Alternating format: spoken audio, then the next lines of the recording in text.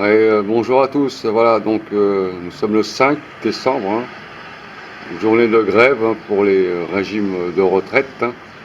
Donc, bon, chacun a son point de vue là-dessus. On va avoir quelques exemples, hein, bon. Alors, pousser l'âge de la retraite, ça c'est parti, hein, et rallonge sans arrêt, hein. On sera bientôt à 67 ans, hein. Donc, ils veulent s'aligner sur l'Europe en réalité, hein. Donc, pour les régimes spéciaux, bah, il y en a, bah, il en faut, hein. En réalité, il en faut, hein.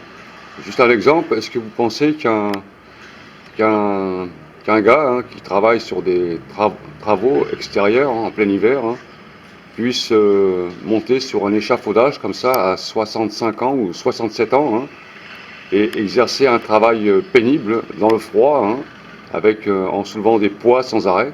Si vous le pensez, ben c'est bien, hein, mais voilà, ça c'est la réalité, hein.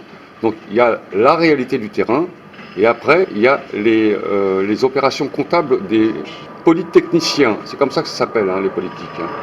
Polytechnique, hein, ils ont fait polytechnique. Donc c'est impossible, hein. Pour un pompier c'est pareil, hein.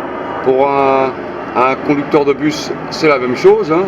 Pour un aviateur c'est pareil, un aviateur euh, prendre les commandes d'un Boeing à l'âge de 67 ans, la concentration, les heures infernales de nuit, hein. Un avion, ça vole la nuit, hein, il n'y a pas d'horaire pour un avion.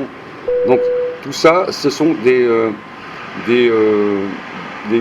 comment dire, des lois qu'ils essayent de placer hein, pour casser vraiment les régimes de solidarité et mettre un régime par points, comme c'est d'ailleurs le cas dans les régimes de complémentaires, hein, Arco, Antec, etc. Ce sont des régimes complémentaires. Et un euro cotisé, ça ramène des points à la retraite. Donc si vous ne cotisez pas, ben, vous n'avez pas de retraite en réalité. Si t'as pas de travail, dois manger caillou. Si t'as pas de travail, dois manger caillou. Si vous avez travaillé que 10 ans dans votre vie, par exemple, et le reste, ça a été que des périodes de chômage ou maladie, ben, vous aurez que dalle, que des aides sociales en fin de parcours. Et puis on sait très bien que les aides sociales, ben, vous mangez que des pâtes et mangez des pommes de terre, et encore, ça devient très très cher ces denrées-là. Voilà, donc les régimes spéciaux, il faut les garder absolument, ils sont nécessaires, hein, que ce soit dans l'armée, dans la police, chez les pompiers, les infirmières, les professeurs d'école, qui sont dans des conditions psychologiques infernales, parce que quand on a fait 25 ans ou 30 ans dans une classe avec des élèves qui viennent à peu près de tous les pays, ça devient très très compliqué l'éducation nationale. Attention, un professeur, c'est pas un effort physique, c'est un effort mental et psychologique énorme. Donc voilà, il y a d'autres catégories d'emplois aussi qui sont concernées, hein, qu'on ne parle pas, hein. Les chauffeurs routiers, c'est pareil.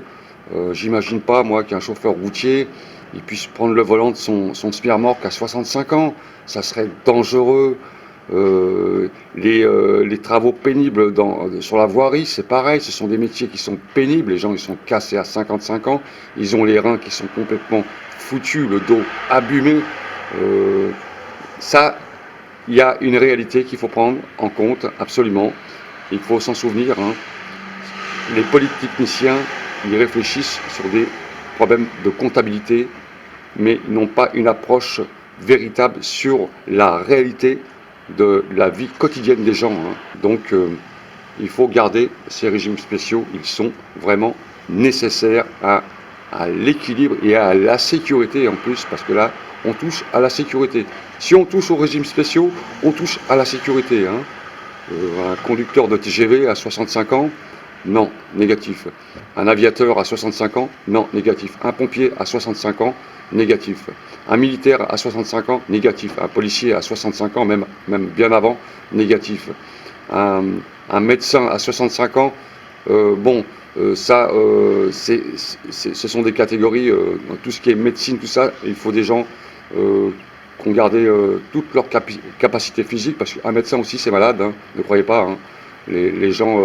Les gens de la santé sont des gens comme nous, comme nous tous, hein, c'est des gens qui tombent malades, et en plus ils ont donné beaucoup de leur vie, hein, auprès des autres, donc c'est des gens qui méritent des retraites même de très très bonne heure en réalité, hein. Donc la retraite, moi je dis la retraite pour tous à 55 ans, pour tous, et place aux jeunes pour le travail. C'est le seul système valable. Pousser les gens à la retraite jusqu'à 67 ans, c'est les envoyer carrément au cimetière.